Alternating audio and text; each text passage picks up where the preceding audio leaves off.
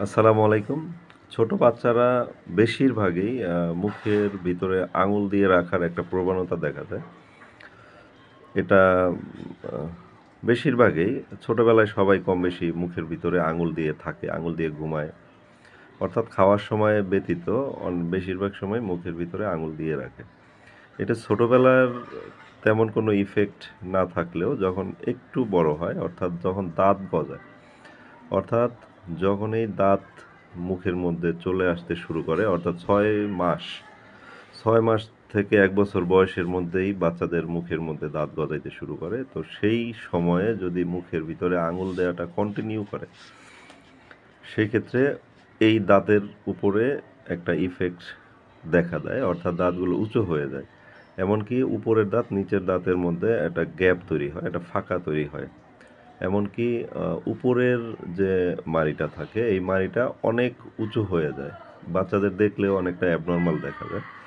তো আমরা অজান্তেই হয়তো এই সমস্যাটায় বাচ্চাদেরকে পতিত করি। তো আমার মনে হচ্ছে যে এটা যদি আপনি সচেতনভাবে জেনে থাকেন, তো সেই ক্ষেত্রে খুব সহজেই এটা থেকে সমাধানের সুযোগ আছে। অর্থাৎ বাচ্চাদের ১ বছর বয়স থেকে শুরু করে যতদিন পর্যন্ত দাঁত তৈরি হয়,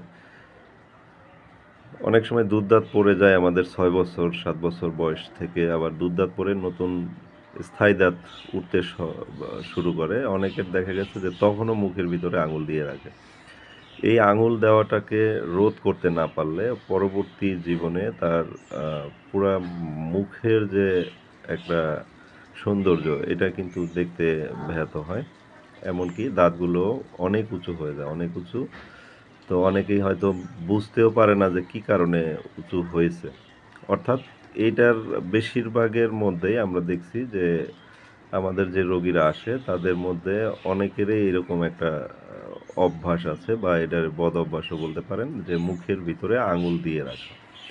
তো আমি পরামর্শ দেব, যাদের এরকম সমস্যা আছে তাদেরকে মুখের ভিতরে আঙুল দেওয়া থেকে যেন বিরত থাকে, বা অভিভাবকদের বলবো যে আপনাদের বাচ্চাদের মানসিক ডেভেলপমেন্টের সাথে সাথে আপনার শারীরিক অথবা সৌন্দর্যগত যে ডেভেলপমেন্ট, এটা রক্ষায় এরকম যদি কোনো অভ্যাস হয়ে থাকে, এই অভ্যাসগুলো যত দ্রুত সম্ভব এটাকে রোধ করার চেষ্টা করবেন।